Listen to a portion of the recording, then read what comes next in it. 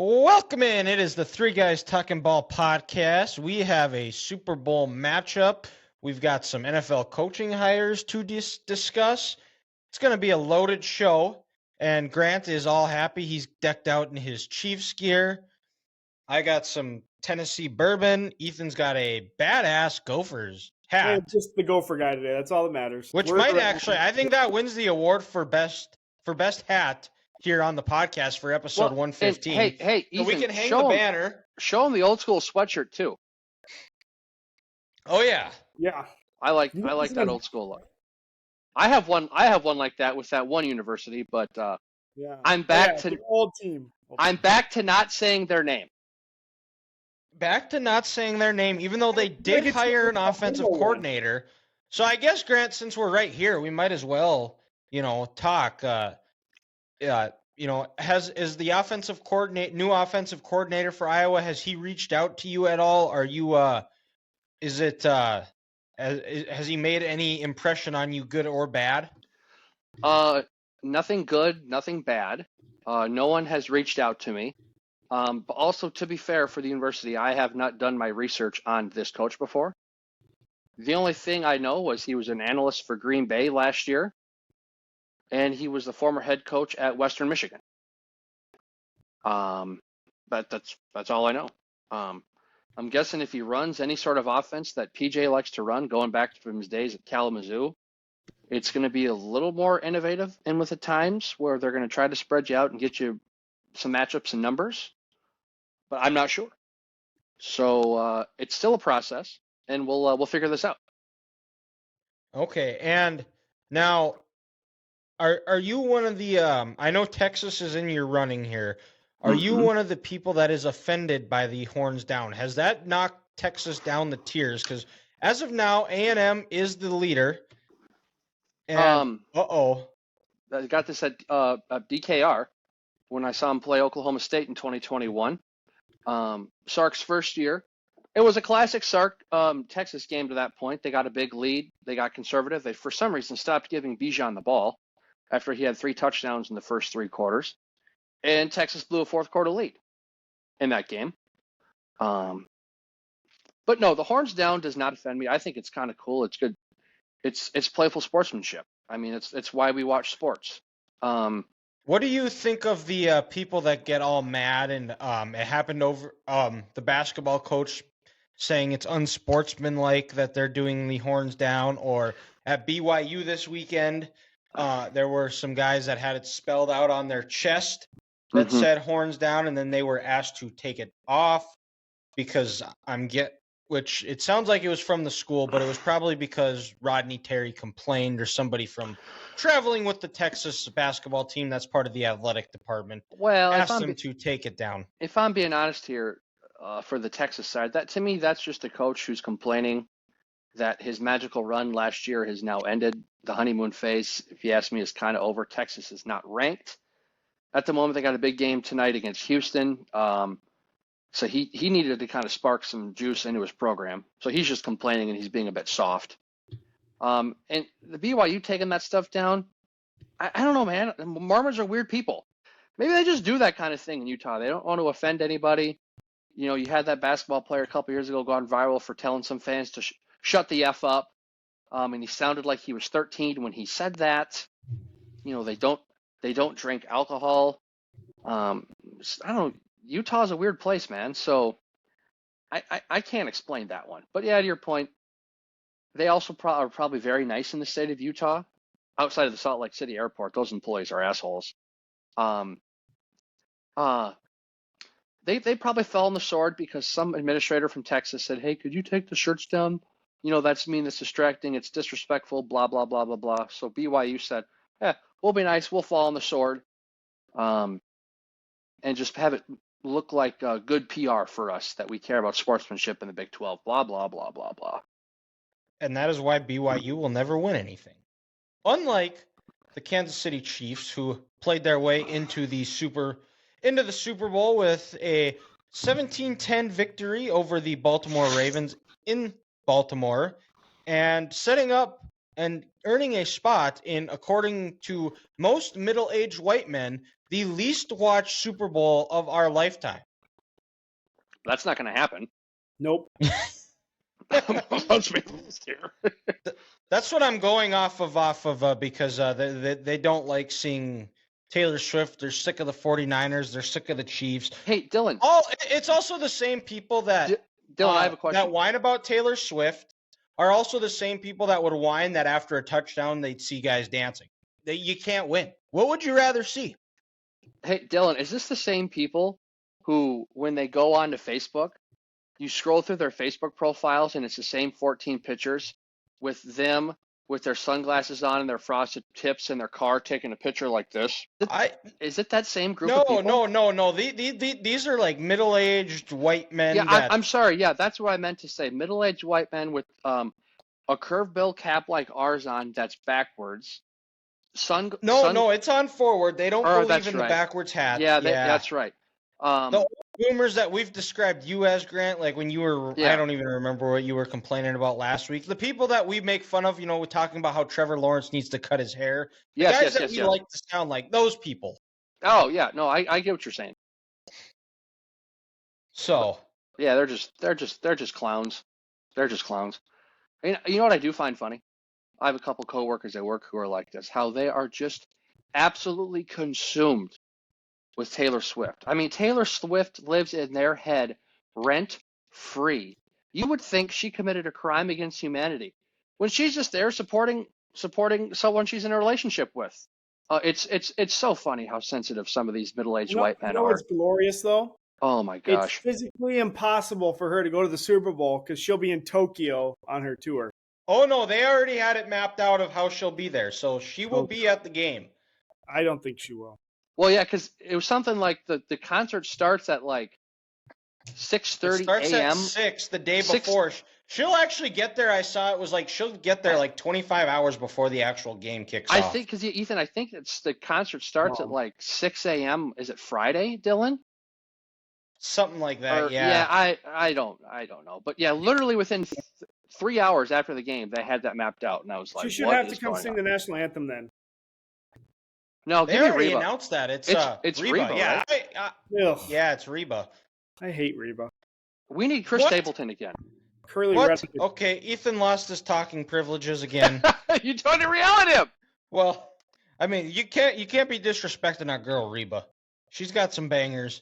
I want Chris Stapleton again. After what he did last year, Chris Stapleton every single year. Or here's what we need to do. Just on the video Jumbotron. You're unmuted, Ethan. You can talk. I know, but it was funny, so I had to do it. Or if they can't get Chris Stapleton, I want the video replay of Whitney Houston's. Oh, yeah, you can't go wrong with that one. I will say the knock on Chris Stapleton was the over did not hit. Oh, shut up, you degenerate. That's my only complaint, was the over did not hit. And I thought for sure, after listening to him sing Tennessee Whiskey, I thought for sure that was going to, the way he would, he could hold his voice, I thought for sure that over was going to hit. But guess not. That's fair. And he's not even the original singer of Tennessee Whiskey. Hey, I will be having some Tennessee whiskey in about a month. Oh, yeah, you will. Knoxville, down in Pigeon Forge. Maybe the 3-year Letterman will be at his timeshare that he has there. Yeah, could be. But back to the game. And this was a game that the Ravens, they panicked. They got out of their game plan. They freaked out. They had 8 designed runs for the running backs all game. They decided to just start slinging the rock around, got out of their game plan after the Chiefs pretty much went out there that first drive, just absolutely made it look easy. It looked like the Chiefs of 2019, the Tyreek Hill Chief years. And well, Dylan, in their last 7 playoff games, they'd scored a touchdown on their first drive. Is that right? The last time they didn't score on their first drive in the playoffs was Pittsburgh after the 2021 season. Wow. No kidding. Yep, and they were down 7-0 in that game because Pat threw a pick six to TJ Watt. Fun fact for you. But after that, they That's scored right. like 35 points in the first half, and it was the Big Ben retirement party.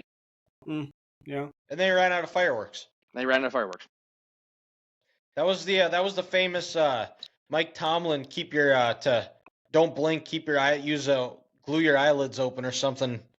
Something goofy like that. But Baltimore's defense, to their credit though, they found a way in the second half to kind of adjust and get off the field on third down, because those first few drives where Kansas City went right down the field and scored, they'd get them in third and short and Kansas City would convert. I think at one point they were 5 of 5. Mahomes completed his first, I believe it was his first 11 passes. And it never, if you're a Kansas City fan, you never felt threatened at all by that game. You know, Dylan, this game felt very much like the old college team game. The way they play, they get a lead like that, and it's almost like their defense on purpose. They just kind of stopped rushing Lamar. They were going to try to keep him in front of him, and if he did break contain, he was only going to get five yards max. Scrambling. They knew Baltimore's receivers couldn't get open outside Zay Flowers, so they just said, you know what? You're going to eventually beat yourself. There's no way that you're not going to have a penalty. You're not going to have an incomplete pass, a turnover, an interception, anything like that. They just kind of said, take your time, go 70, 80 yards, but you will make a mistake. And it caught up to them. Yeah, well, they had the strip sack, the 2 interceptions where it was a second down and Lamar tried to channel his inner Brett Favre and thought completions were way more awesome when you forced them through triple coverage. Mm-hmm. And then it just Baltimore, they panicked. And that's exactly what it is they got to the scoreboard watching. Kansas City had 2 long drives. One was 16 plays, 9 minutes. The first drive was, I believe it was like a 14-play drive too. And they, I think they got caught clock watching and thought, oh, we're limited in possessions. We got to start throwing the ball around or try to gain the upper hand. And they got out of their game and they were just never able to get into any sort of rhythm. I feel like the quarterbacks that are playing Mahomes are almost thinking winning the game comes second, playing better than Mahomes comes first. This is what it feels like. Every game, the quarterbacks try to do too much. They try to outclass Mahomes. It literally doesn't matter. They don't need Lamar to go be Tom Brady out there. Like, that's not what he's there for. He's the MVP for a reason. He didn't play anywhere near that level on Sunday. So many bad throws. Like that triple coverage pick in the end zone at the end of the game. Like, what in the hell was he? That was never there. He didn't make that throw all year. The hell are you making it for now? Like, it was Ethan, because according to ESPN analysts, it was because Will likely put his arm up. That's what made Lamar throw it. Fucking stupid. He also threw it 5 yards behind Will likely. It wasn't even close. I know. That's ESPN, being the classic Lamar apologists. Could you imagine, guys, could you imagine if Josh Allen played the way Lamar Jackson did yesterday? Yeah. He'd be raked over the coals. Oh, my God, yeah. Stephen A. Smith was the only one who called out Lamar, but, oh, my God. Dan Orlovsky would still somehow say Josh Allen is the MVP. Oh, no, he'd kill him because his MVP didn't listen to him. For a hot second, though, I thought Lamar Jackson threw a 70-plus yard touchdown to himself. I really did. Oh, absolutely. Oh, my God. Grant and I, we were texting that. It was like, if that was in college, that would have been a touchdown. And I was watching with a Chiefs fan for that game. God. And when that happened, he like jumped off the couch. And I can kind of impersonate. He jumps off the couch and goes, how does this only happen to us? It was incredible. I mean, dude, first off, Justin Reed makes a hell of a play. Coming off the edge, hey, I'm not going to get there. Let's get my hands in the air. He tips it. And when that ball's in the air, you're not thinking the quarterback's coming your way. You're thinking. Just the awareness he had. Oh, my God. And he took off like he was a 100-meter sprint. And that was going to be a pick if he didn't catch that. Like that was 100%. Oh, yeah. Oh, for sure. He wasn't going to score, but the Kansas City is in the red zone and they're moving. Yeah. And it's going to be 14 rip. Yeah, Nice. and it was also Ethan. You brought up a good point about how people they try to out Mahomes, and you look at the opposite side. Mahomes in these games, he doesn't make those critical mistakes. He takes what they give him. He takes conservative risks, and he doesn't put the defense in bad situations, and they don't beat themselves. And Mahomes didn't play great by any stretch. He got off to that hot start, but after that, the offense, and to the Ravens defense's credit, they bowed up and made it tough on him. But it was still in these games, it comes down to which team makes fewer mistakes, and the Ravens mistake after mistake after mistake, and the undisciplined penalties at the end.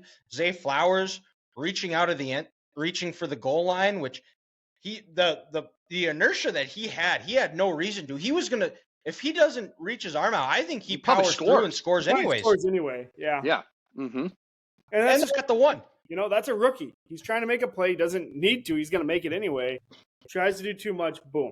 And even if you get tackled, and not to mention the play, it's first down at the 1 yard line. Yeah, 2 plays before you would have had first and goal from the 8. First and goal at the 8. Yeah. Now you have, honestly, if he doesn't cut back left, he probably scores on that touchdown anyway. Well, yeah, because he wasted a step. Yeah, he literally had the lane to go there. Or guys, keep going that way and then cut outside to the right, and he's going to go. That safety is going to run right by.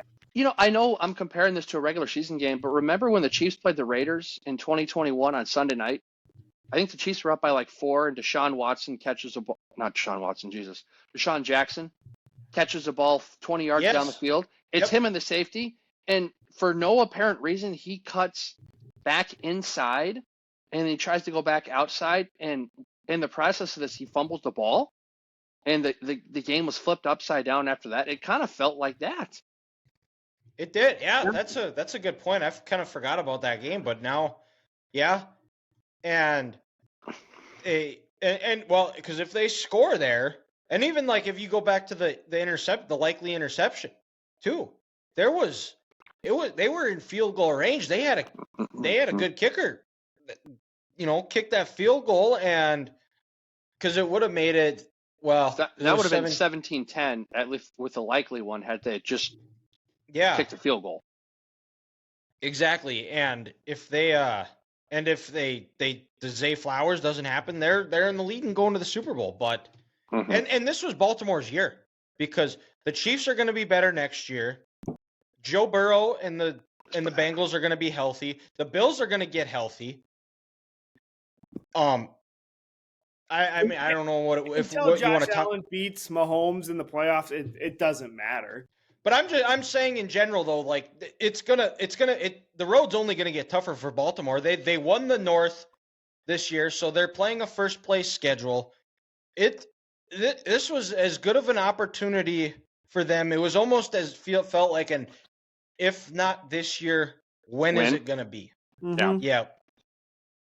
Well, you knew they weren't going to win the Super Bowl when before the actual divisional game, Lamar's saying how much pressure he's facing, and everything. You knew they weren't going to win. He's already feeling it. They're not even there. Well, and then even just watching that first drive, their first run, goes for 2 yards. Then the second down pass is incomplete, and the third down pass they're short. Boom, a quick 3 and out like that. I was feeling great. You're like, okay, yep, they didn't get their confidence going. Because I feel like Baltimore, they're one of those teams where I don't know if it's Greg Roman or Todd Monken, whoever's calling plays, if they don't get out early where they're up 10-0 or 14-0, who knows, maybe it's a John Harbaugh effect too. They get in their own way. They just kind of scrap everything and they think, oh, we can't do this. And they felt pressure from the years before, where they fell short against Tennessee and Buffalo when Lamar was playing guys. And also, I think, and that third and 1 in the first drive, they threw the ball. I know. Why are you throwing it? I couldn't believe that. Like you're the number 1 rush offense in the NFL. You have Lamar Jackson, and you're not even going to attempt to run it on 3rd and 1. Not to mention you have Gus Edwards and Neal, whose first name is escaping me. Like, in these games, you got to get the ball to your best players, and you're not going to win with 8 designed runs. No. You're just not. But also, it doesn't matter who you're playing either. No, guys, I think, and two things. You're coming into this game, if you would have thought Mahomes only had 210 yards and a touchdown, there's no way the Chiefs are winning this game. His completion percentage was great to start, but then when Baltimore just said, hey, enough is enough, and they brought the kitchen sink there in the second half, that's when the Chiefs offense really stalled out. But again, this just goes one of those games where with a mindset for both of these teams, you could tell one team was the champs and they've been there and they've done that. They know what big playoff games are like. They're mentally ready to play. And you could tell one team who was mature, who was immature, and they tried to send a message too much where they also put themselves in stupid spots where they had penalties they didn't need to have in this game. And it just set them back. So, one team, they've been there, they've done that, and the other team, this was new to them. It was their first AFC title game at home ever, and the moment was too big for them. And unfortunately, for John Harbaugh and Lamar Jackson, this is a trend now, and the ripping that they're going to take is more than justified. Yeah, and I think that's all we got for the Ravens-Chiefs game. You guys got anything else to add on that? I think also kind of the big thing, guys, like, what Mike Tyson said, Dylan, everyone has a plan until they get punched in the face. Baltimore, for the first time this year, got punched in the face in the first half, and they didn't know how to react. Where was I? What show was I listening to? And they referred to the Ravens as Biff Tannen, the fake tough guys. Oh, no. Or even they're like Clubber Lane and Rocky 3, like what Tony said.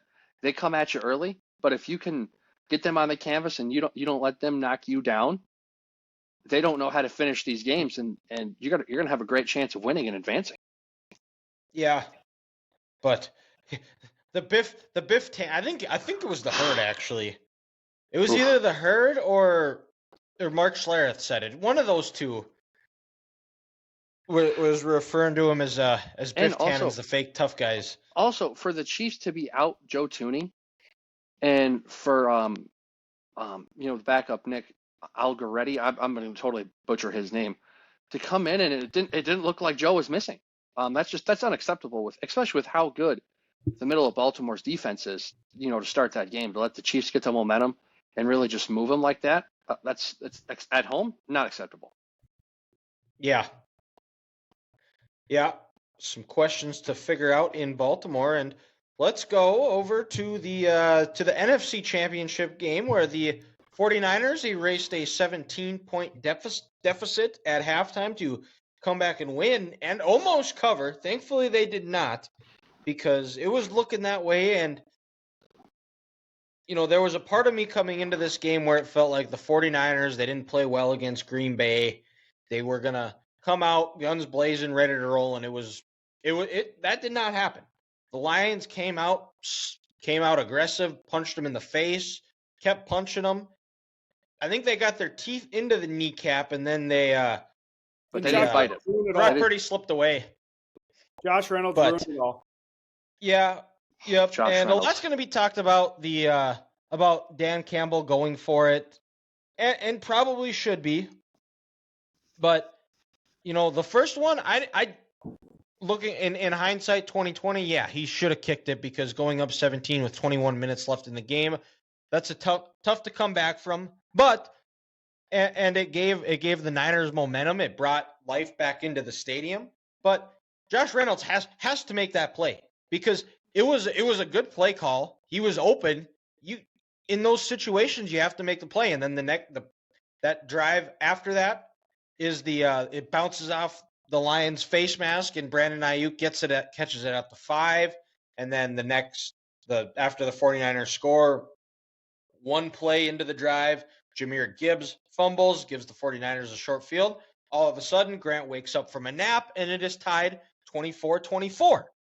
And Dylan, when I heard about that, instant deja vu to Kansas City, Cincinnati Part 1. At the end of the first half there, P. Ryan gets a screen pass for the touchdown, 21-10.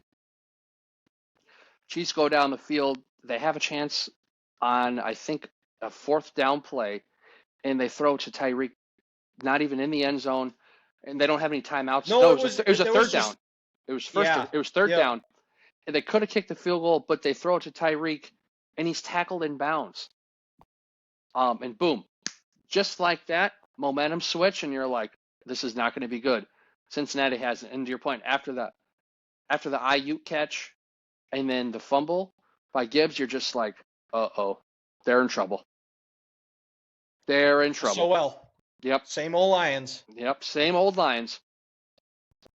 I don't even question going for it when Reynolds dropped it, but when you have a chance to tie it at 27, I want to say is what it was, and 48-yard field goal, like normal, like I get being aggressive. That's just who Dan Campbell is. That's just his motto. There's a fine line between aggressive and stupid. That was stupid. Let your defense out there. No offense, Purdy, outside of like 3 throws, wasn't that great. I would absolutely take my chances giving them the ball back in a tied game, trying to get it back. But no, you butchered that right away. You gave them all the momentum. It's just ridiculous. Well, yeah, and the way the Niners were running the ball in the second half too, where it was downhill smash mouth. It was similar to what the Lions were doing in the first half. It just the scripts flipped. And the play call on that second fourth down was terrible. I didn't understand why they were sending Jared Goff out on a sprint out where he is best on a play action. No, it's not against and you take away the one side of the field. Yeah, you go to the short side. Yeah. Yeah. Is that just Ben Johnson and these analytics these days trying to outsmart the Niners, thinking, hey, they're not going to expect this? I feel like it has to be because people consistently go play action, short side of the field now. And I never understood it. Maybe analytics say something different, but analytics can be full of shit. Well, look at the 2 teams this weekend who use analytics. They're home. Yeah, they're watching. Right. They're going to have a Super Bowl 58 ring just like us. Oh, that's right. They ain't getting one. It's a fair point. Well, Grant, you technically could, but you get what I'm saying. Yeah. And like just because you got a hat doesn't mean you're part of the team, Dylan. That's true. And then to run the ball on third down and have to burn a timeout where you're basically putting your fate in the chances of an onside kick, which with the new onside kick rules in the NFL, it is very tough to recover an onside kick, and you've seen onside kick recoveries decrease dramatically since what was it, the 2020 year that they I think changed 2020, kind of the rules 2021, something like that. I mean, even the great Justin Tucker, guys, is only 1 of 17 in his career for onside kicks. They can, and at least if you if you throw it, and it was gutsy, and it was very important for some people going for that touchdown on fourth down too, and which I was 2-0 by the way on my on my championship picks. So if you should be listening to this show, you're welcome. I won you some money, and for some of it too is like there's a lot of times too where, and if it works out and it pays off, and even after the Niners tie it, the Lions get the ball back, and then they have Laporta has a drop, and then Reynolds drops another ball on third down that would have extended a drive and moved the sticks. Yeah. So, and well, Ethan was on the anti-Josh Reynolds train since Thanksgiving. So we got to give him his props there. Jameson Williams is starting to show something. I will say that. He's starting to look like an NFL receiver, which that's the second threat they need opposite Amon-Ra St. Brown. So that could be a big thing to watch next year for them. Well, and there's some questions because I think Amon-Ra, they got to sign Amon-Ra because I think he is a free agent. He's got 1 year left. Does Yeah, he? well, Oh, he's got 1 year left. he's got- There's Okay. no way they're going to let him walk. Yeah, he was a 21 draft pick, and what was he, Okay. second round? So he's coming into his last year. Okay. But Dylan, But they to got to your pay point, Jared Goff. they're going to have to repay Jared Goff. And to your point, Dylan, the Lions are going to want to get a deal with St. Brown done sooner rather than later. Because if he does what he did this year again next year, that price tag only went up probably $10 million. Yeah, exactly. And they They might still wanna got to get figure him some before stuff out on the JJ gets defensive his. line. Was that, Ethan? They might want to get his done before JJ gets his. 100%. Not saying he Yeah, would. oh, yeah. Not saying he's going to get JJ money, but even though it's still going to raise it. Yeah, It will. Oh, yeah. It'll raise his floor. He'll never be JJ's ceiling, No, but the floor will no. be raised. Mm-hmm. Yeah. Well, and if you're Amon-Ra, you're waiting for that deal to get done because that way you can you have some stepping ground in Detroit. You wanna move quick. And But- guys, remember yeah. this: the contract year in the NFL is undefeated. The contract year in the NFL is undefeated, but Oh, and Dylan, one more thing on this game. I know we talked about Dan Campbell, and with him being maybe a little reckless there, it reminded of what something Scott Brooks said in Oklahoma City in like 2009. As a team, we're not losing; we're learning how to win. And in these playoff games, it's not a regular season game. Going up 17 is a win. You don't have to bite kneecaps off every time and go for it on every fourth down. So Yeah. it's a learning opportunity for Dan Campbell too. Yeah. and if you go when you go up 17, 21 minutes, that makes it a drop back pass game. Correct. And you can take the Niners out of their element, Yep, and you make number you can 13 beat you.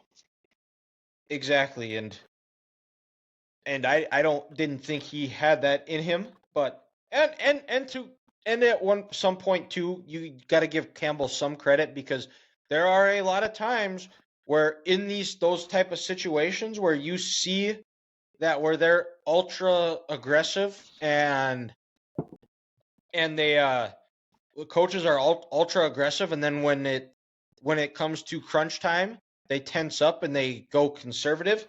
Campbell didn't do that, and there was a reason why Michael Badgley, him getting start as their kicker to start the year, then getting cut, then bringing him back, that might have had something to something to factor too. And it's not a guarantee because what if they do kick the field goal and he misses it? We already saw the 49ers. Jake Moody missed a 48-yard field goal earlier. So, and when you're right on that bay, the wind howls, does weird things. So, I mean, it's not a guarantee, but I mean, that's coaching is And you're always going to sit back and think.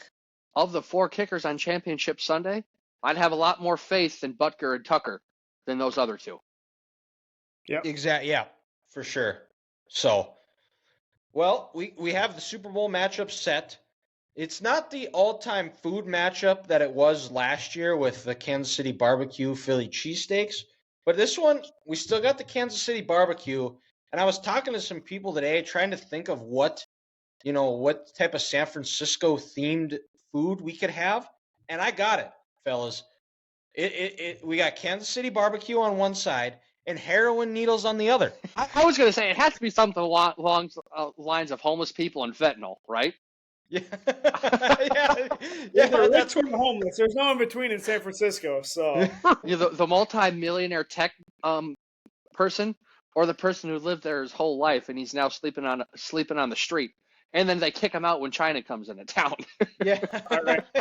So I think I got it. I got barbecue ribs, fentanyl, and heroin needles. This is gonna be best Super Bowl party ever. God, we're set. Get it straight in my veins.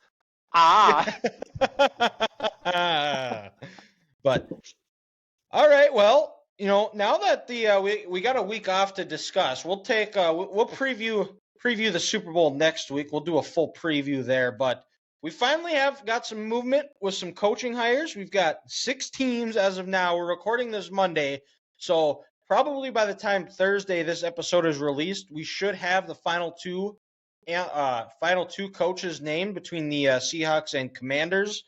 So, but Dylan, speaking of, real quick, where do you think Ben Johnson goes? Does he go to Washington or Seattle? Washington. I agree. I think that's the better option, and I think with the new owners, they're willing to pay more. I would agree. Could be. Yeah, and it sounds like Mike McDonald is the favorite to get the Seahawks job potentially. Now- I know he's interviewing this week. Nothing against Mike McDonald here. He's a great defensive coach. If you're going to hire him, why not just keep Pete Carroll? The new voice, Not 70 somebody years old. younger, but I mean Pete's got more energy than all of us, and we're well. Exactly. Ethan's 30. Grant's gonna be 30 in about a month, 2 weeks, and I 3 weeks. still got 1 year left, a little less than a year left of my 20s. So Yeah, I'm going to be 30, and I'm partway there to a bionic knee. So let's go. yeah, Hannah's 27 tomorrow, so 28. Well, happy Oh. birthday. 28. happy early birthday, Hannah. But guys, I heard 26, I think- Ethan. Yeah. But in typical three guys talking ball fashion, we're gonna go. We can't retire the hats yet. So by no. the order of the hats is the way we will discuss the coaching hires. So we've got Raiders, Falcons, Patriots, Titans, Panthers, Chargers here. So with the first pick of the grading the coaches draft, we have the Tennessee Titans in the second pick. And I'm kind of disappointed. This is the last draft of the football season here, and I don't even get booed. Boo. You suck. Second pick is we're going to stay in the South, the Carolina Panthers. And the third pick, we're going to go with the Los Angeles Chargers. Fourth pick, we're going to go with the Atlanta Falcons. And now we're down to two. We've got the Raiders and Patriots. Who will we and now fifth pick is the Raiders. A team that beat the Chiefs without completing a pass for 3 quarters. So the Patriots are the caboose, which I guess. So here we go. As Dak Prescott would like to say. Forgot Which about one that. you guys? Yeah, it's been a while since they played, so sometimes you just forget about it. But gentlemen, which one of you guys want to take the lead here on talking about Brian Callahan being the head coach of the Titans?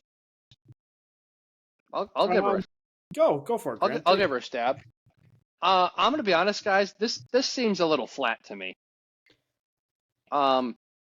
You get rid of a culture guy, someone who's intense as Vrabel is, someone who loves his players love him. He gets the most out of his players, and you hire an offensive play caller, an offensive coordinator who's never called plays in his life, just because he's young and he probably worked for McVay. And Tennessee wanted a wholesale change. I don't get it. Brian Callahan better hope that Will Levis can do for him what Joe Burrow did for Zach Taylor, and just change that organization, because if he isn't, Brian Callahan's going to be fired in 3 years. And a lot of people in Tennessee are going to lose their job. This just seems flat to me. I don't get it. I think that's why they hired Brian Callahan is I think the ownership wants to go all in on Will Levis, and they feel that he is the best man to do that. Will it work? I don't know. I think if Brian Callahan, if he could, but I don't think he's able to. If he was able to, he definitely would want to bring his dad in to help address the offensive line, because Will Levis is only going to go as far as that offensive line takes him, and they were not very good last year. They're losing Derrick Henry. They're losing DeAndre Hopkins, which I don't think it's that much of a loss. He didn't do a whole lot this year. But the guy's never called plays, but it sounds like he's going to in Tennessee here. I'm not sure what the direction they're going. I think I wouldn't be shocked if they're picking at the top of the draft here next year's draft. The only way this makes sense is like what Dylan, you said. They're banking on him developing Will Levis. I don't understand it at all. I mean, I don't know if he's a culture guy or what. He obviously doesn't have a defensive background, which is what I feel like the Titans really pride themselves on. Probably for almost as long as I remember, they've always been a defensive team. Oh, yeah. But so maybe they want something new. Maybe they want a new spark or something. No, that's kind of the new flashy thing in the NFL. But yeah, if he doesn't develop Levis, I mean, 3 years is honestly on the high side. Yeah. And he better hope that they get that first pick, and whoever is going to be the first pick in the draft next year, that they're able to get him. And but with this year, it has to be an offensive it's the lineman. wrong. Oh, yeah. It's the wrong year to. This is the wrong year to. Next year is the wrong year to draft a quarterback because all the good quarterbacks, for the most part, are in this year's draft. So a lot of them are. So this is a crazy stat, guys. I think the Titans left tackles this year gave up like 28 sacks. When Taylor Lewan was their left tackle from 2014 to 21, he gave up 29. Wow. I mean, that just... And he threw fish onto the ice. And he's an all-time beer drinker. So, and also, let's give credit where credit's due. He went to Michigan, so we're going to give Dylan credit for there. So, Taylor Lewan, Nashville kind of guy. Tennessee needs that. And a tremendous podcaster as well. So, the pedophile got a charge. You hate to see it. Yeah, I hate to see it. So, guys, if we had to grade the Titans hire, what are we grading it? I'll say a B- with the possibility of going up to a B+. Okay. I'm gonna go C+. All right, I'll go C. But then let's go to the Carolina Panthers. They hired Dave Canales, the former offensive coordinator for the Tampa Bay Buccaneers, and was a quarterbacks coach in Seattle. Was also at times a strength and conditioning coach. He's got an uphill battle. Also an offensive hire to get Bryce Young right. I did not know this until I watched a clip from the Rich Eisen show that Canales was a former strength and conditioning coach. So I think that maybe he is a team builder. He is a culture builder. That's the biggest question, especially with all of these new coaches that are new and are play callers. Are they leaders of men? Because especially in a place like Carolina where you have the owner breathing down your neck, potentially throwing drinks at you, you need somebody that is a good culture builder, somebody that isn't afraid to stand up for the guy, because what it sounds like is going on in Carolina is Tepper runs the room and everybody is too afraid to say anything if he is wrong or not. And that's why he listens to too many people, and he is that's why they're in the mess they're in. Can he get Bryce Young right? Judging by the way that he salvaged Baker Mayfield's career, who was one of the front runners to win comeback player of the year, and getting them to the divisional round of the playoffs after most people projected the Bucs to take last. Canales was a big part of that. So, big question, uphill battle. I really like this hire because you also, if you go back past Baker Mayfield, when he had Russell Wilson, that was when Russell was at his best, was when he was the quarterback coach, and got the most out of Geno Smith and really revitalized his career as well. I'm with you. I like this hire. I think it's a very under the radar. 13 years under Pete Carroll can do a lot of good for an NFL coach. Probably a top 10 coach all time. And honestly, Baker, I'm talking college and NFL, not just NFL, but to get Baker Mayfield to buy in, I feel like that's been a big thing his whole career, is not always buying in. I think that kind of answers, is this a culture guy? Is this a leader of men? I think that answers it pretty well. He turned Baker's career around. Baker easily best year of his career. But will he be able to teach the young guy now? Another shorter quarterback. Seems like that's really what he's had a lot of success with. Wilson, Mayfield, Bryce Young. And God, Bryce Young needs it because he looked so lost his first year. Well, and Dylan, I'm going to piggyback your point off with the management in Carolina real quick. I think that's why they hired Dan Morgan as their general manager. He's been on the field. I believe he was on that Super Bowl team when they played the Patriots in Houston. Yep, he was. He was one of the linebackers. He's an old school linebacker, kind of like when Detroit hit reset. Everyone talks about Brad Holmes and Dan Campbell. They also brought in Chris Spielman. He's going to come in and he's going to change the attitude of that building, and he's not going to let some billionaire who's never played football get in his way. But yeah, again, I'm with Ethan on this. When I first heard this hire, I was skeptical. I was like, what are we doing here? But then you do the research on him when he's an assistant strength coach at USC, and then he goes up to spend all those years with Pete Carroll in Seattle. And before he was even the quarterback's coach, guys, he was the wide receivers coach in Seattle. I know, Doug Baldwin, Golden Tate, and Curse. We don't talk about him a lot, but they got better every single year that he was there.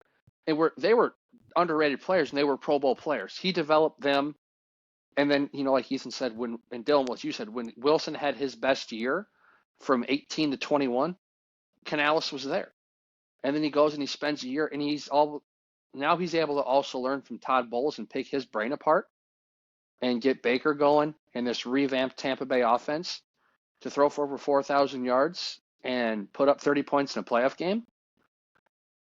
I think it could be a good hire. And he's a lot of coaches he can learn from.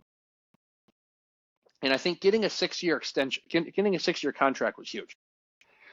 Because now he can look at Tepper and he can say, hey, you know what? We got to build this thing from the ground up. Just get out of my way. Let me do my thing. I learned from Pete. I learned from Todd Bowles. Let's do it right. Yeah. And I mean, I was always high on Bryce Young. I think this year he was a victim of the circumstances he was in. There were times where he showed flashes of why he was the number one pick. And Bryce just seems like a hard guy to root against, and you want that you want him to be successful in a division that although the Bucs did win it, it's still a very mediocre division, and if they're able to get some right pieces, Bryce Young's able to take that next step, Carolina could be finding themselves fighting for the playoffs. And as a player, so, I wouldn't mind living in North Carolina and not having to pay those state income taxes. You guys know how much I work for. Well, and these players, if they're smart, they'll live in South Carolina. It's literally right there. Yeah. Come on. Uh-oh, what'd the Wolves do? They're up 5 now. Cat just hit a big 3.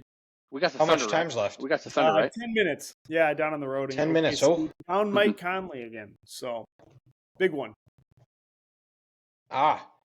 And let's go to the Chargers here. They hired national champion head coach Jim Harbaugh.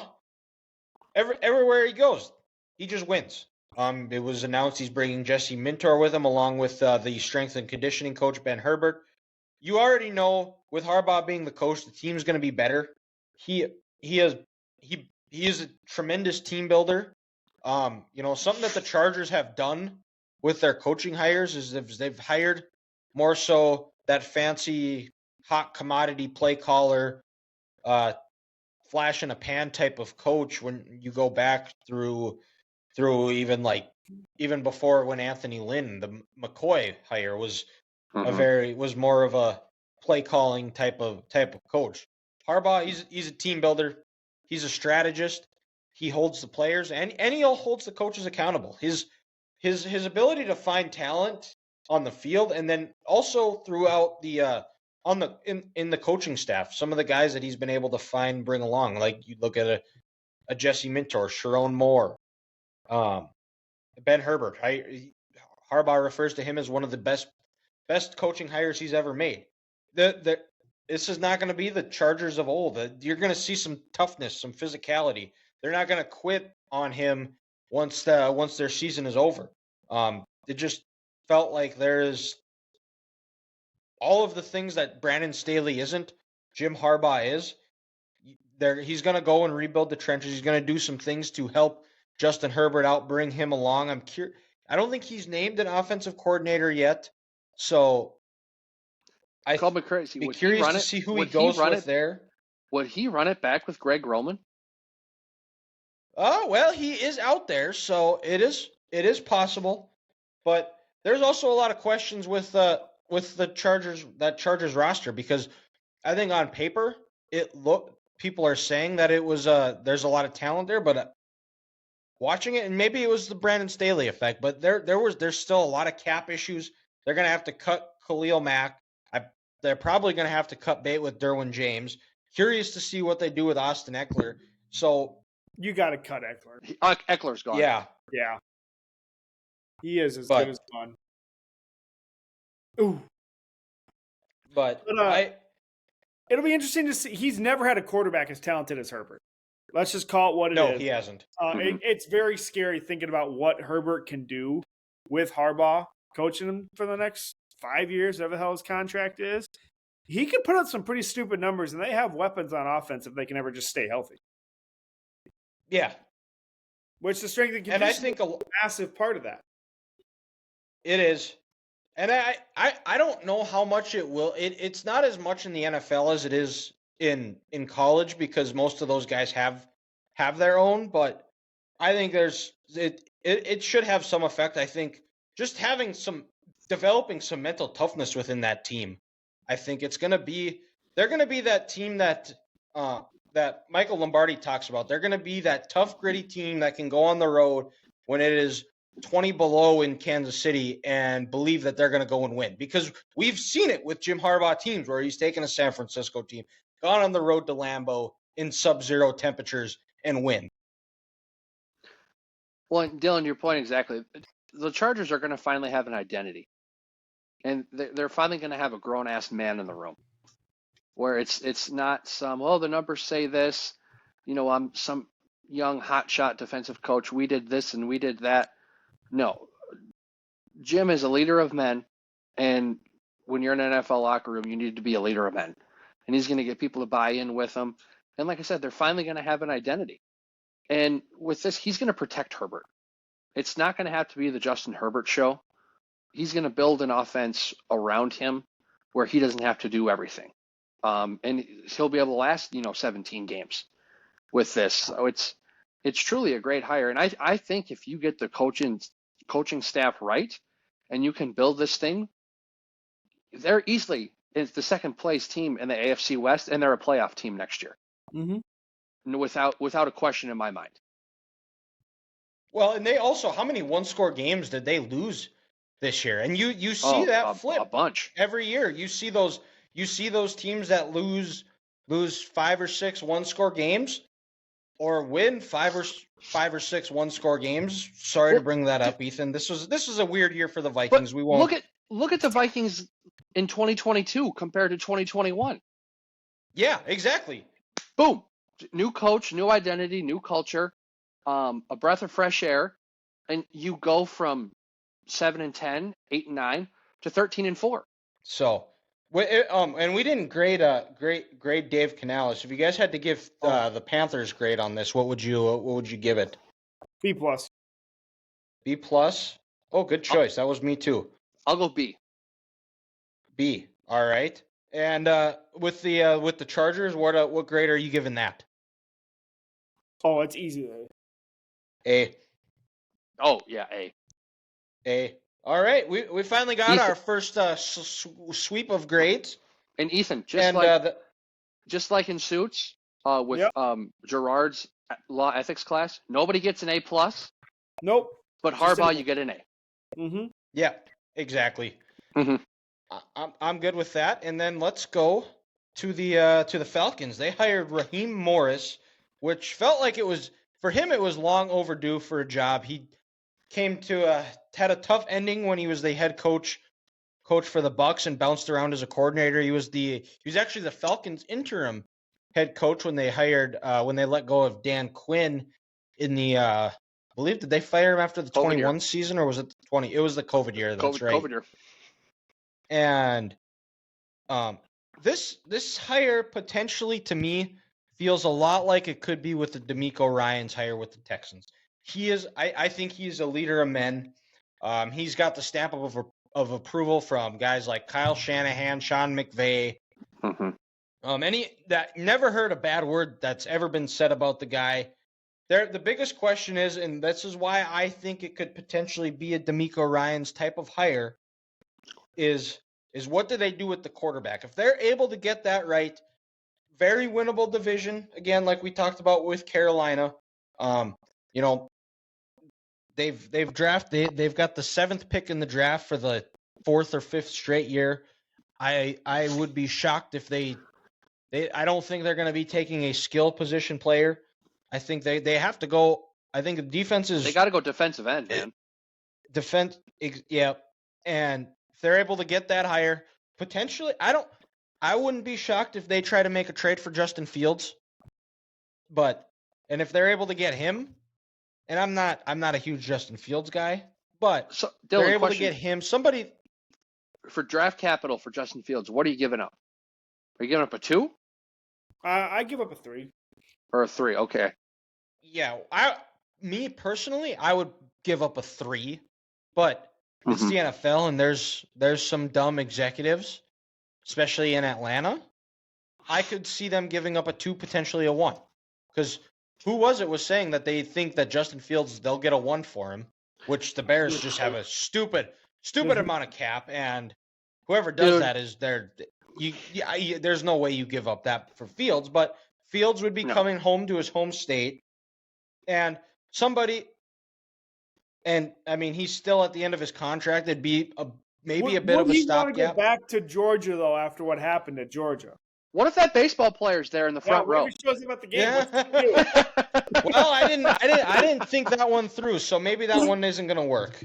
And who knows? Maybe this guy will go out of his way to make it to a Falcons game to live in Justin's head rent-free. Yep. It makes total sense. And, hey, what happens when they get around the midfield mark and someone says, hey, they're going for a fake. They're faking it. Flashbacks. Yeah, flashbacks. But what are your guys' thoughts on the Falcons hire for Raheem Morris? I love it. I don't want to say it's going to be a D'Amico Ryans hire to that extent, just because they're not going to. It's hard to. They're not going to get. Like Stroud doesn't come along every year. So even if they draft a quarterback first round, they're not. I don't think he's going to have an impact like Stroud. I don't think there's a quarterback that is that NFL ready to go this year. But I think they can be really good. I think he's a good. Like we talking about leader of men all night. Like this is the definition of it. This is the hire that speaks that the most. I feel like Jalen Ramsey said, he is probably, if not one of the best, literally the best coach in the NFL. So it's overdue that he should have got this chance. And I'm glad he's getting it there because they have some weapons on the offense. If he can get this defense rolling and the quarterback just doesn't suck, they can be pretty decent. Well, and the big thing with that is maybe with Raheem Morris as head coach, he will utilize and take full advantage of having Bijan Robinson on his on the roster and utilize him rather than 4 touches a game at times. Well, and then you only get him for 5 years, and Arthur Blank, or not Arthur, whatever his freaking name is, wasted one of them. Yeah. Well, and guys, I look at it like this. He's coached wide receivers in Atlanta before, and he's coached defensive backs. He knows both sides of the ball. Look at what he did this last year in LA, coordinating that young defense. It was truly remarkable. And, like you said, Jalen Ramsey has had nothing but good things to say about him. Of all these old coaches that worked with Sean McVay who are now head coaches, this is the one coach where I've heard Sean McVay publicly vouch for and say, hey, he needs to be a head coach. He is the guy. And, for obvious reasons here, I think just Raheem in the city of Atlanta, it's a good culture fit, and it fits that city and it fits that program. These fans can get behind him, and they can truly believe that, hey, you know what? This guy leading our team, he's one of us. Like, I'm sorry, Arthur Smith, I'm sorry. People from Atlanta and the suburbs, they're not looking at him like, hey, this guy's one of us. Like Dan Campbell says, we want to take on the identity of this city. That is Raheem Morris in Atlanta. And I think, like Ethan said, I think it's a great hire. All right, what are we grading it? A-. Yeah, A- as well. He's not as good as Jim, but he's damn good. All right, I went with a B plus, and I think this isn't his fault. I think it's just because of the quarterback situation and what he does. That I think if we ever go back and revisit these, we can correct our grades from last year and see if he's able to do something special with a quarterback or get the quarterback to be serviceable. I will change my grade to an A minus here, but let's go back to the AFC West and talk about the Oakland Raiders removing the interim tag from Antonio Pierce and making him the full-time head coach. Now, the Raiders, this is something they probably should have done 2 years ago when they had Rich Bisaccia as the interim after they fired John Gruden mid-season. This is a guy, Antonio Pierce, is a leader of men. Big concern with him, I think, is his youth and inexperience coaching. This is only his 6th year of total of coaching experience. Big thing with him, similar to Raheem Morris, has to figure out the quarterback. What are they doing? Aiden O'Connell is not the guy. So needs to figure that out. Curious what they're going to do on the offensive coordinator, if they're going to stand pat. I love the idea of him bringing in Marvin Lewis, someone who has been a head coach in the league, someone that has experience making those decisions. And Antonio Pierce seems like a guy that is he doesn't feel the need to be the smartest guy in the room. He's going to lean on coaches from other experiences. I've heard the suggestion of him potentially bringing in Tom Coughlin to help kind of identify problems and look things through a full lens, full scope of the team and evaluating that. The other part that's going to be very difficult for him goes back to the lack of quarterback in the division. You've got Pat Mahomes and Andy Reid. You've got Jim Harbaugh and Justin Herbert now. The Denver, who knows what they're doing with quarterback, but they're going to improve with Sean Payton at the helm, no matter how much we dog on the guy. But I like this hire. I think this was the favorite. This is the player favorite. The guys rallied around him, but it's the Raiders. They play in the AFC West. I think he's got an uphill battle, and if they're able to improve and they can get some of the right pieces, who knows? I think this is one of the better hires. They honestly shouldn't even have interviewed anyone else at this point. He deserved it. Going 5-4 with that shit of a roster and like a revolving door at quarterback, that's impressive. Just that team bought in so well for him, and you could just tell the whole season like it actually meant something those last 9 games. Where most interims, like you can tell, it's just not going to work. Like it's not going to happen. This was the total opposite. If they wouldn't have hired him, a lot of Raiders players would have probably walked. Like I don't think Devontae Adams demanded trades. 100% demanded a trade. Max Crosby Yep. gone. Like those guys wouldn't even have considered it. It would have been done. And the Raiders, honestly, they'd be screwed. Like they would be absolutely screwed. Mm-hmm. Well, yeah, and he's a Raider through and through. Like you said, he grew up in Compton when they were the Los Angeles Raiders. He grew up a Raider fan. He's played middle linebacker in this league. Tough, intensity. He's a gritty guy. He's a football guy. And Las Vegas, they need to get back to that. Who cares? Yeah, they'll always be Oakland. They'll always be Oakland and always San Diego for me. But he's a football guy, and the players believe in him. And to your point, Ethan, they should have removed this interim tag on Christmas Day. Yep. At 3:05 Central Standard Time, when he was hugging Spags, they should have said, "Hey, here's our permanent head coach." This is you. Yeah, this is you. You're him, Antonio Pierce. You're him. And you know what? He's kind of got that edge to him that the Raiders organization has been built on for years. And when you have the buy-in of that locker room that he had right away, he's a head coach, and these players they want to go to war for him. Max Crosby played with a severely injured knee all year. You know why? Because he loves his head coach and he loves his players. You don't get that out of the locker room if your people don't want to buy into your head coach. And also since he used to play in the league, he has a perspective that most coaches don't have. Maybe some people want to go out to the play for the Raiders as a free agent, where they sit back and they're like, the coach I'm talking to, he's been in my shoes before. When I say, hey, I'm struggling with this and this, or it's a long season, or a rookie hits that rookie wall, he can lean on his experience and say, hey, this is what I did. Or when he got to the Giants in his career, this is what I told our rookies when we were younger. So again, I'm with Ethan. I think it's one of the great hires, and for once, the Raiders, I think, got it right. I do too, and hopefully they're able to turn it around, because the Raiders are a name brand here in the NFL. Well, I've had fun. I've had fun the last 20 years when they've been down. So let's pump the brakes here. You've got this one of the best quarterbacks of all time. I think you're going to be just fine, unless they hit it out of the park and find some other guy that's the next Tom Brady. I don't think you have a whole lot to worry about.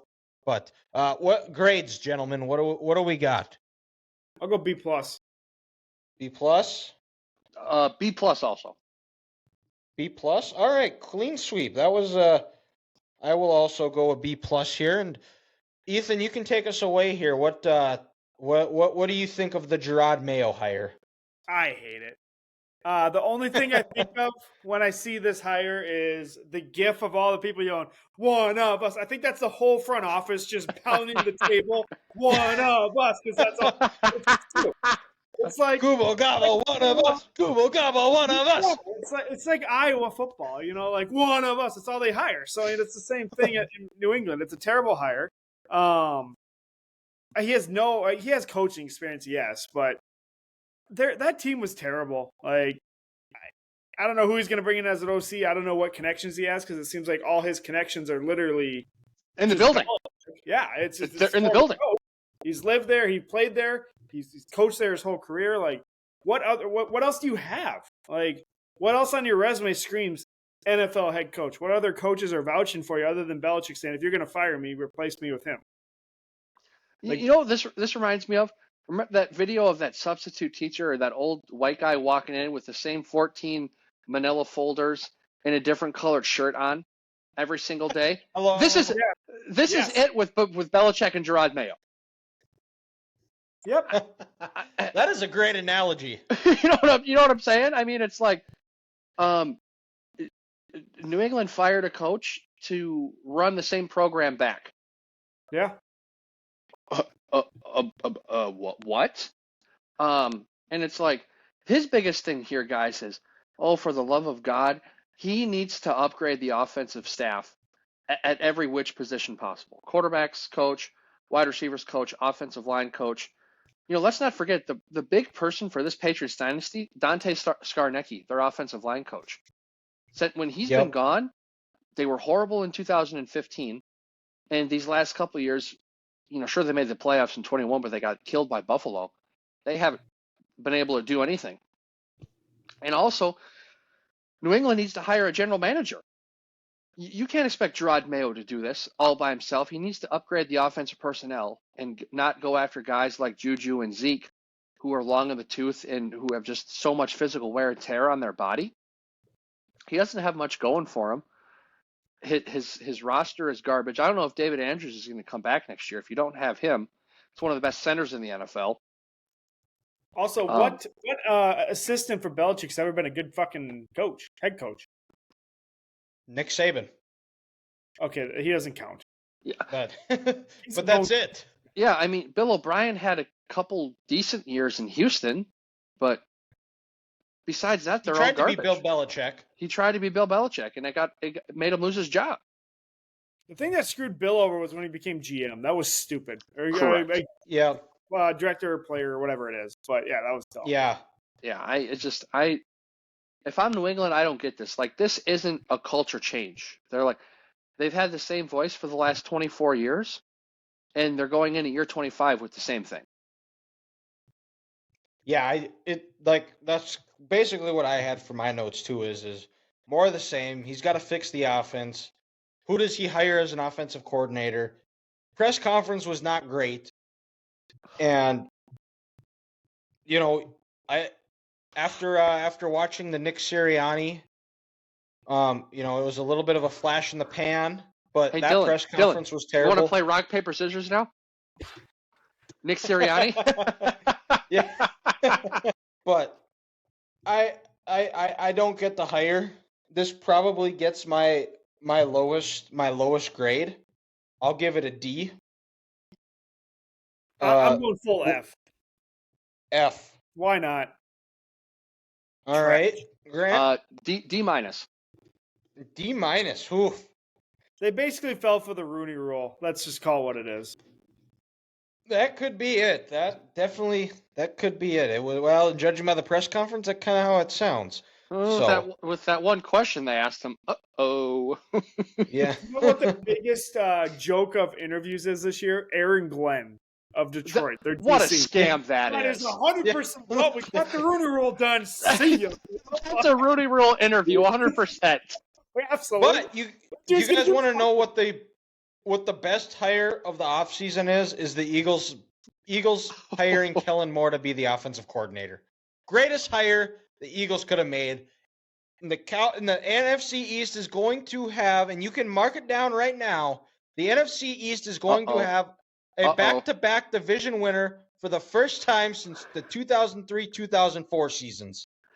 Ethan, is this where we let Dylan know to rein it in and calm down because he's getting excited about the Cowboys? He's going to learn the hard way. He's an idiot, and he's going to figure it out. Well, let me finish here. Well, Lose in the first round of the playoffs. So, okay. Yeah. They're good enough to win do the regular season, crapping their helmets in the playoffs here. So that's when I start thinking this is a Super Bowl team. Wolves got a dub. Whenever I start talking about the Cowboys being a team that can go deep in January, win the Super Bowl, that's when you guys start smacking the shit out of me. That's fair. I can do that. It'll be hard this year. So, yeah. Well, fellas, we're about to wrap up this episode, but before we do, Grant, what do you got for us for Curveball of the Week? Before Curveball, can I just say a thank you to Jorge Polanco? 14 years in Twins uniform. Incredible athlete, an incredible player. And you know what, Grant? We should do one more. Hip, hip. Hip, hip. Hey! Hey! Grant, take over, sir. That was beautiful. That was beautifully said, Mr. Price. Thank you. So, question here for you guys. Sometimes it can be kind of a controversial topic when, like, if you're at work, you're hanging out with some friends at the bar, the bowling alley, doing this, and that. And some people say, they're talking about a movie, and that's a movie you haven't seen. And, like, everyone looks at you like, dude, what the hell is wrong with you? You haven't seen that movie? So I want to know, guys, for you, what is, like, one of the more popular movies in the world out there that everyone talks about that you haven't seen, and people almost cringe when they hear you haven't seen it? Definitely majority of the Marvel movies. Yeah, that would be one for me too. Okay, yeah. I think Hannah almost broke up with me when I told her that. So, boy, guys, we get a free beef and cheddar tomorrow. The T-Wolves hit 12 threes. Let's go. Beef and cheddar. Yes. Beef and cheddar. So it's gonna be tight. Gotta text him. But yeah, Marvel movies, Harry Potter. Haven't seen those. I'm trying to think here. What are some other ones that I have not seen? I'm going to be honest, from start to finish, guys. Wait for it. Never seen the Titanic. Oh, it's not that good. Yeah, be honest. And then also I've another seen one. I'm with you too. Actually, I don't think I've seen it in its entirety either. But one movie that I've never seen any scene from, which is just floors people, is The Matrix. Yeah, me either. Yeah, it's crazy, man. I guess The Breakfast Club could be another one for me. Oh God, that's a good movie, Ethan. you got to see it. It's so good. Sorry. Hey, maybe your next Brokeback Mountain. I've never seen that. You should. It makes sense for you. Big Heath Ledger guy over here. Yeah. Drugs. No, I'm trying to think, but yeah, Matrix. Men in Black, never seen that one. Really? That's a good one. I've seen some of them. That's not all of them. I guess. Yeah, once they got to the third one, it was like this is over. Yeah, I can see that. Sure. I guess I don't know. I've never seen it, so. Okay, but yeah, like I said, first two worth it. Third one, Gotcha. I'm not a huge movie guy though, believe it or not. Like before Top Gun 2 came out, the first time I watched the movie was like a month before the second one came out. So, Well, dude, Dylan, it's funny you mentioned that because the first time I saw the first Top Gun was like when it was on Netflix, when I only had like 3 days left to watch it. yeah. I was hanging out with my folks, and my dad, big Top Gun guy. He loved it when it first came out, and we were looking for something to watch, and I was like, hey, let's watch Top Gun, because we knew in about 3 months the second one was coming out, and I wanted to see that, so I was like, well, shoot, I better see the first one here. But the Top Guys, Gun, I don't know. I got a good what if for you. So Dylan, pick which movie you want to do, and then I got one quick what if here. Okay. Well, go ahead. Because I was just looking. I was just pulling up Netflix trying to see if there were some movies on. Hot Tub Time Machine. Ooh, never seen that one. That's a good one. Yeah. Dylan, your next snow day, maybe throw that on. Yeah, it's a good one. Might have to. Okay, Vikings fans, you can undo 2 of these following, I guess, just things that happened to the Vikings. Mm-hmm. Number 1, the Pearson push-off. Ooh. Darren Nelson drop. I don't know if I remember that one. Herschel Walker trade. Derek Alexander drafted over Warren Sapp and Hugh Douglas. Gary Anderson miss. Randy Moss trade. Brett Favre interception. Blair Walsh miss. Sam Bradford injury. Oh, I think that's you can undo 2 of them. Yep, you get to pick 2. Oh, it has to be. Well, the obvious one is the Gary Anderson miss. Yeah. Because you go to the Super Bowl. The Probably Broncos, beating they Denver. won the one before. I think you actually do beat Denver because that would have been probably that when you look back at Super Bowls of like that we were robbed of. I think that Super Bowl we were robbed of, and then the other one would have been like the '85 Bears playing Marino. Oh yeah, because they beat him he beat them on Monday night. Yep. And but yeah, for me it would probably be the Gary Anderson miss, and I think the Brett Favre interception. I think those are the easily The top those 2. are just to be somewhat different. The Anderson one, of course. All right, that's number 1 and will be number 1 forever. But I will say this: to pass up on a Hall of Fame player like Warren Sapp, Yeah. you could compare him with John Randall for a couple years.